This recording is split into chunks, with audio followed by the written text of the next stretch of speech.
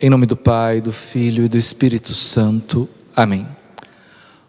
Com os capítulos de 28 a 31 do livro do Êxodo, nós temos a continuidade das prescrições relativas à construção do santuário. Agora tratando mais propriamente das vestes que seriam utilizadas pelos sacerdotes e dos objetos litúrgicos contidos neste santuário para prestar culto a Deus. O capítulo 28, versículo 2 vai dizer assim: farás para teu irmão Aarão vestes sagradas, em sinal de dignidade e de distinção. Para que servem então estas vestes sagradas? Para definir o âmbito sagrado, distinguindo-o do profano. Logo, os sacerdotes usariam estas vestes apenas para oficiar culto, ou seja, para realizar aquilo que é sagrado aos olhos de Deus. Depois, fala aos homens inteligentes, a quem enchi do espírito de sabedoria, para que confeccionem as vestes de Aarão. Aos homens inteligentes que constituí de espírito de sabedoria. Então, não apenas dotados de inteligência humana, mas de uma habilidade carismática, o espírito de sabedoria, para assegurar que a execução destas vestes seja exatamente como Yahvé instruiu. Esta veste teria o efode, que traria, conforme o versículo 9, uma pedra de ônix gravada com os nomes dos filhos de Israel. Esta pedra de ônix, então, seria um memorial dos israelitas, que o sacerdote traria junto ao seu peito. Neste peitoral, ainda, conforme o versículo 17, haveriam 4 fileiras de pedrarias.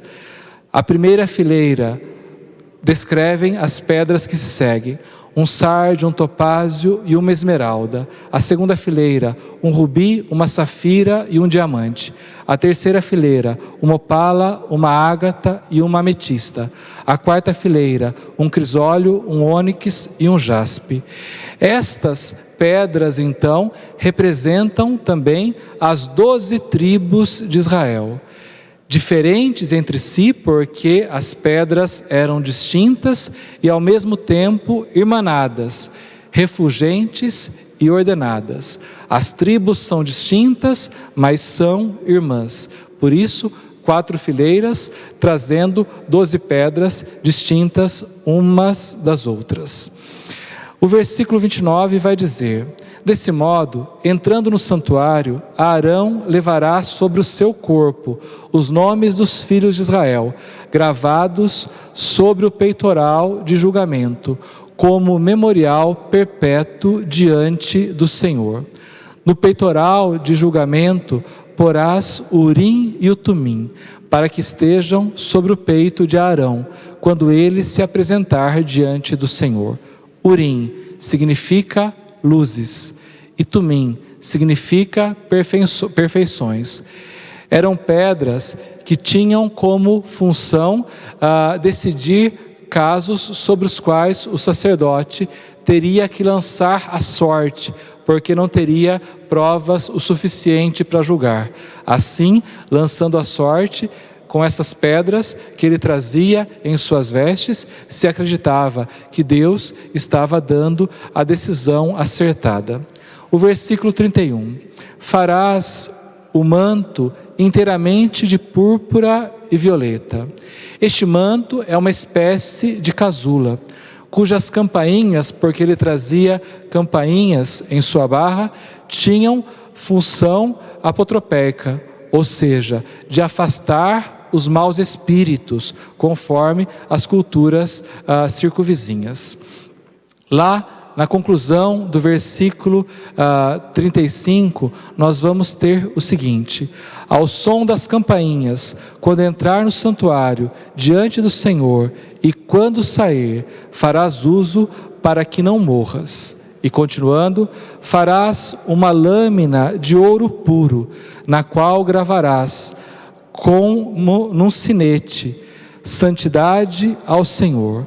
Tu aprenderás com uma fita de púrpura violeta na frente do turbante. Estará na fronte de Arão, que levará assim a carga das faltas cometidas pelos israelitas. Uma lâmina de ouro. Esta lâmina de ouro, na verdade, trazia o formato de uma flor de ouro. Trata-se da flor da reconciliação, para que os pecados cometidos pelo povo, por inadvertência, isto é, sem ter intenção, durante o culto, não invalidassem o sacrifício. Então, elas servem, essas flores de ouro, como que para antecipadamente reparar estes pecados cometidos por descuido. E por que eram trazidas na fronte? Porque a fronte é entendida como a sede da responsabilidade. Nesse caso, não apenas da responsabilidade do sacerdote que a trazia, mas da responsabilidade coletiva, isto é, de todo Israel, figurado naqueles que estão prestando o seu culto naquele momento. O versículo 42 vai dizer assim: Tu lhes farás também, para cobrir a sua nudez, calções de linho, que irão da cintura até as coxas, sob a pena, diz o versículo 45, de incorrerem numa falta mortal. Por que esses calções de linho? Por decência, para que não vissem sua nudez quando subissem até o altar. O capítulo 29 vai falar da consagração dos sacerdotes.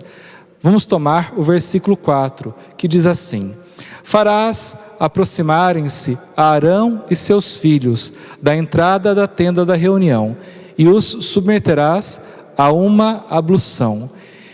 Aqui, o que nós temos para a consagração dos sacerdotes é um rito muito complexo. Um rito muito complexo que inclui a purificação. E depois, como vamos ver no versículo 14, também a expiação.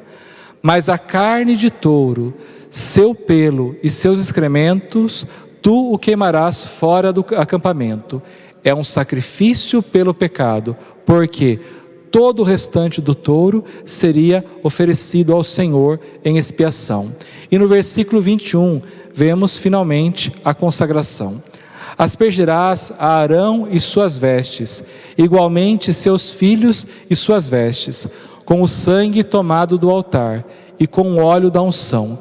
Eles serão assim consagrados, ele e suas vestes. A consagração se dá pelo sangue e pelo óleo. O óleo que foi usado ou será usado também para ungir os chifres do altar, tornando o altar sagrado. O sangue, que como também já vimos, por ser de um animal consagrado, oferecido a Deus, se tornava sagrado. Assim, unia aquele sacerdote consagrado a Deus, por este sangue que era sagrado, por ter sido de um animal oferecido inteiramente a Deus. E por que todo este rito para chegar à consagração? Porque quando o sacerdote ia oficiar, ele agia também em nome do seu povo. Afinal de contas, lembre-se, disse há pouco, ele trazia no seu peitoral 12 pedras, representando as 12 tribos de Israel. Poderíamos dizer que ele agiria então, enquanto oficiava o culto, na pessoa de seu povo, diante de Deus. O versículo 30 vai dizer assim: aquele dentre os seus filhos, isto é, filhos de Arão, que for sumo sacerdote em seu lugar, e que penetrar na tenda de reunião para o serviço do santuário, o levará durante 7 dias. Então, uma preparação com as vestes apropriadas para que comece a exercer o ofício de seu pai. O que isso significa então? Que o sacerdócio e o sumo sacerdócio era algo hereditário para o povo de Deus, não escolhido por Deus aleatoriamente, mas os filhos dos sacerdotes também necessariamente seriam sacerdotes. O versículo 42 vai dizer assim: o holocausto será perpétuo e será oferecido em todas as gerações futuras, à entrada da tenda da reunião, diante do Senhor, onde virei a vós para falar contigo. Aqui nós vemos uma fusão da ideia de tenda da reunião com o santuário da habitação permanente. Lembre-se que na aula passada o autor sagrado fazia como que uma distinção. Por quê? Porque a tenda da reunião era onde Deus descia para vir ao encontro de Moisés, ao passo que o tabernáculo era o lugar da presença permanente de Deus, onde o sacerdote iria ao seu encontro. Aqui há como que uma fusão. Por quê? Porque havia muita importância dada à tenda da reunião pelo fato de Moisés ter falado com Deus ali e deste diálogo com Deus também ter instruído o seu povo. Tudo aqui nesta fusão está ordenado à união de Yahvé com seu povo, que tirou da escravidão do Egito e propôs a ele uma aliança. Então, a ideia desta fusão é justamente essa. Deus, que desceu para falar com Moisés e por meio dele ao seu povo, na tenda da reunião, quando tirou da escravidão do Egito, agora habita permanentemente no meio deste povo. Então, fazer menção à tenda aqui é como que lançar memória daquilo que Deus realizou em favor do seu povo. No capítulo 30, nós vamos ter o altar dos perfumes e depois o imposto para o culto. Tratando do imposto, o versículo 11 e seguintes diz assim: o Senhor disse a Moisés: quando fizeres o recenseamento dos israelitas, cada um pagará ao Senhor o resgate de sua vida, para que esse alistamento não atraia sobre ele algum flagelo. O recenseamento, segundo a ideia da época, como que subtraía o povo de Yahvé, tirava o povo de ser propriedade de Yahvé. Nessa nova situação, o povo então ficaria exposto ao perigo. Por quê? Porque não poderia ser guardado pelo seu Deus. Então, o tributo oferecido a Deus reconhece e ratifica a pertença deste povo a Yahvé. Por quê? Porque aquele valor pago ao templo era destinado ao culto. Então, se seria utilizado para prestar culto a Deus, ele como que compensava, ele como que revalidava esta pertença do povo ao seu Deus. E no versículo 21, nós vamos ver o seguinte: lavarão os pés e as mãos, para que não morram. Essa será para eles, Arão e sua posteridade, uma lei perpétua, de geração em geração. Porque ali na tenda, para entrar junto do Senhor, havia a bacia de bronze e o óleo da unção. O perigo mortal da ablução ritual aqui mencionada significa que ela não se trata simplesmente de algo para a higiene pessoal dos sacerdotes e sumos sacerdotes, mas sim trata-se de um rito litúrgico, de um rito de purificação, de renovação da consagração para apresentar-se diante de Deus. E no versículo 31 vamos ter: se alguém fizer uma imitação ou ungir com ele o óleo, não é? Um estrangeiro será cortado do meio do meu povo. E no versículo 38, se alguém fizer uma imitação do perfume para respirar o seu odor, será cortado do meio do seu povo. Então, a imitação tanto do óleo, o utilizado para o serviço dos sacerdotes, quanto do perfume que eles utilizavam para o culto, acarretaria a excomunhão, isto é, a exclusão da comunidade por um ato sem validade, por ter simulado algo que não teve validade, por não se tratar de produtos aqui realmente destinados ao culto. Com o capítulo 31, nós vamos ter a descrição, no seu início, dos operários do tabernáculo. O Senhor disse a Moisés, os operários, aqueles que viriam a construí-lo: eis que chamei por nome Bezaleel, filho de Uri, filho de Ur, da tribo de Judá. Eu o enchi do Espírito Divino, para lhe dar sabedoria, inteligência e habilidade, para toda sorte de obras.